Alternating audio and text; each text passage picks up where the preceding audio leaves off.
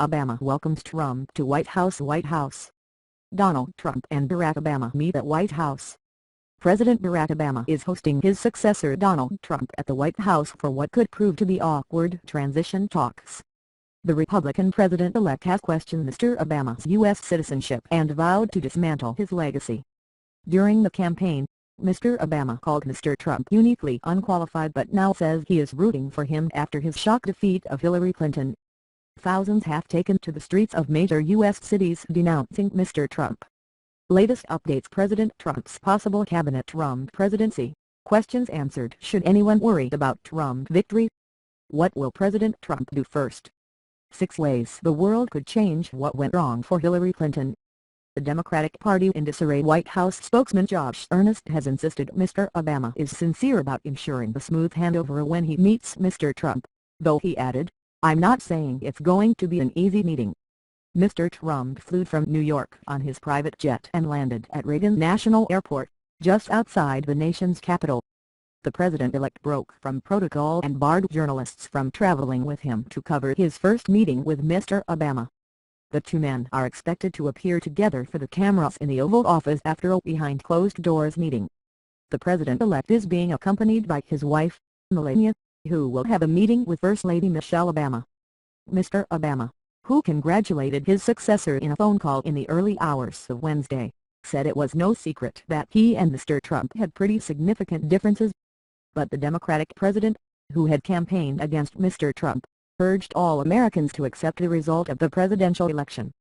"We are now all rooting for his success in uniting and leading the country," he said. The defeated Mrs. Clinton also told supporters Mr. Trump had to be given a chance to lead. Despite the pleas for unity, protesters gathered across the country on Wednesday. Many chanted, "Not my president." In New York, thousands marched on Trump Tower. 65 people were arrested during demonstrations in Oakland, California. Some shop windows were smashed and missiles hurled at riot police, who responded with tear gas. A mass anti-Trump rally shut down the Key 101 freeway in Los Angeles. In Chicago, crowds blocked the entrance to Trump Tower, chanting, "No Trump, no KKK, no fascists." USA protests also took place in Washington, D.C., Philadelphia, Boston, Seattle, San Francisco and Portland, Oregon. Mr. Obama and Mr. Trump have a history of mutual hostility. Mr. Trump led a charge in challenging the legitimacy of Mr. Obama's presidency through the birther movement, which falsely claimed the Hawaii-born commander-in-chief was actually born outside the U.S. The businessman also called Mr. Obama the worst president in the history of the United States. For his part, the president famously skewered Mr. Trump in person at the 2011 White House Correspondents' Association dinner, which some have suggested may have spurred the New York billionaire to seek revenge.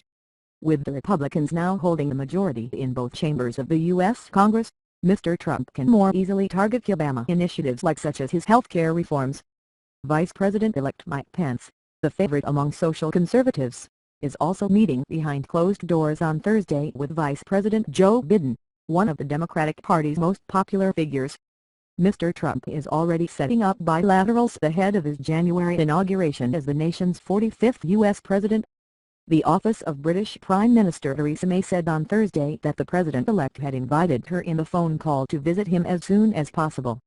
Ms. May's office said in a statement that Mr. Trump had praised the transatlantic special relationship while discussing his close and personal connections with the UK.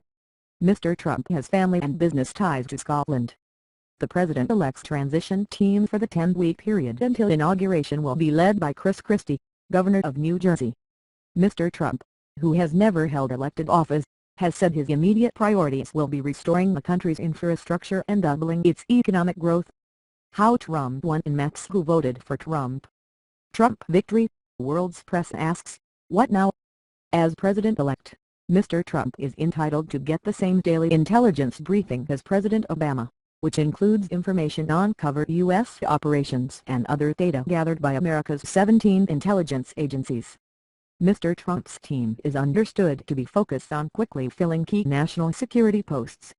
It is not yet clear who will sit his cabinet or fill senior posts in his administration, such as Chief of Staff, but several figures in his inner circle have been mentioned.